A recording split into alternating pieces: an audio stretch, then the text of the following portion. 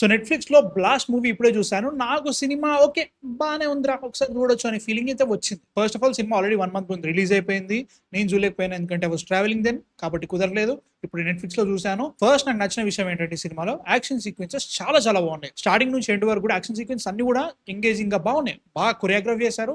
And ఎవరైతే actors ఉన్నారో ప్రీతి ముకుందన్ గాని, అర్జున్ గారు గాని, అభిరామి గారు గాని వాళ్ళందరికీ బాగా సెట్ అయినాయి యాక్షన్ సీక్వెన్సెస్. వాళ్ళకి తగ్గట్టుగా బాగా బాగా కొరియోగ్రఫీ చేశారనిపించింది.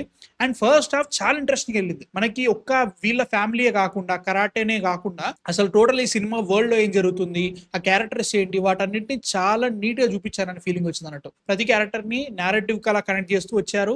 ఎప్పుడైతే ప్రీ ఇంటర్వెల్ ఒకటి జరుగుతుందో అది చాలా బాగా చూపించారు అనిపించింది. ఓకే ఇదంతా కూడా ఇక్కడ కనెక్ట్ అయిందా అనే ఫీలింగ్ అయితే బాగా వచ్చింది. ఎక్కడ కూడా అనవసరంగా టైం వేస్ట్ చేశారు అనే ఫీలింగ్ అయితే రాలేదు. అండ్ ఇంటర్వెల్ పార్ట్ చాలా ఇంట్రెస్టింగ్ అనిపించింది. ఓకే ఇది నేను చాలా సినిమాలో చూశాను, ముఖ్యంగా దృశ్యము అండ్ ఆల్సో ఇంకొన్ని సినిమాలు చూశాను. బట్ దీనికి ఒక డిఫరెంట్ ట్విస్ట్ ఇచ్చారు, అది నాకు నచ్చింది. అక్కడ వరకు I was really enjoying it. ఇలా అయితే సెకండ్ హాఫ్ కూడా బాగుంటుంది అనుకున్నా.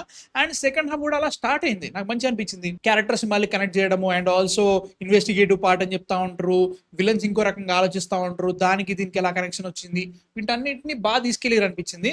అక్కడ నుంచి సినిమా డౌన్ ఫాల్ పోయా. అంటే బేసిక్ గా మనకి 7,000 కోట్లు 1000 కోట్ల హవాలా అండ్ ఆల్సో విలన్స్ వీళ్ళు కూడా ఎస్టాబ్లిష్ చేస్తూ వస్తారు. ముఖ్యంగా పర్టికులర్ విలన్ హాస్పిటల్ సీన్ ఒకటి చూపిస్తా ఉంటారు, వాడు అమ్మో వాడు తోపేస్తా తోపు అని చూపిస్తా ఉంటారు. సెకండ్ హాఫ్ కి వచ్చిన తర్వాత వాడిని బుగ్గగా ఎందుకు చేసారో నాకు అర్థం కాలేదు. అంటే ఆల్రెడీ సినిమా రిలీజ్ అయ్యి 1 మంత్ అయిపోయింది, నెట్ఫ్లిక్స్ లోకి వచ్చేసింది కాబట్టి కొంచెం స్పాయిలర్స్ లైక్ అనుకోవచ్చు. బట్ స్టిల్ వాడు మరీ బుగ్గాడు అయిపోతాడు. ఒక సర్టెన్ పాయింట్ తర్వాత అర్థమైపోతుంది ఇక్కడ ఏం జరుగుతుందో అని చెప్పేసి. అది చాలా కన్వీనియంట్ గా వెళ్ళిపోతా ఉంటది.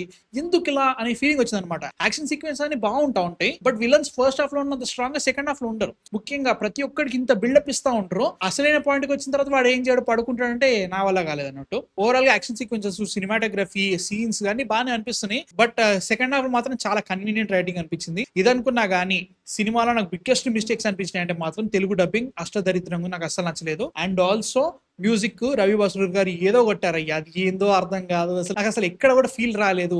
అండ్ ఆల్సో నీకు చాలా సినిమాలు ఫీలింగ్స్ వస్తా ఉంటాయి అనమాట. ముఖ్యంగా లోకేష్ కనగరాజ్ రెఫరెన్స్ గట్టిగా నడుతూ ఉంటాయి సినిమాలో. ఆ లైటింగ్ అని సినిమాటోగ్రఫీ అని తెలుస్తా ఉంటది. నాకైతే మాత్రం ఓవరాల్ గా ఇట్స్ ఓకే ప్రోడక్ట్. మంచి యాక్షన్ సీక్వెన్సెస్ ఉన్నాయి.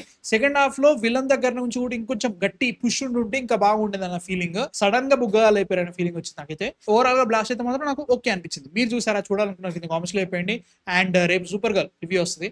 అండ్ నెక్స్ట్ తో మళ్ళీ కలుస్తా. అందరూ మ్యాన్ ఆఫ్ ఫిక్షన్ సబ్స్క్రైబ్ అయితే కొట్టేసి బై.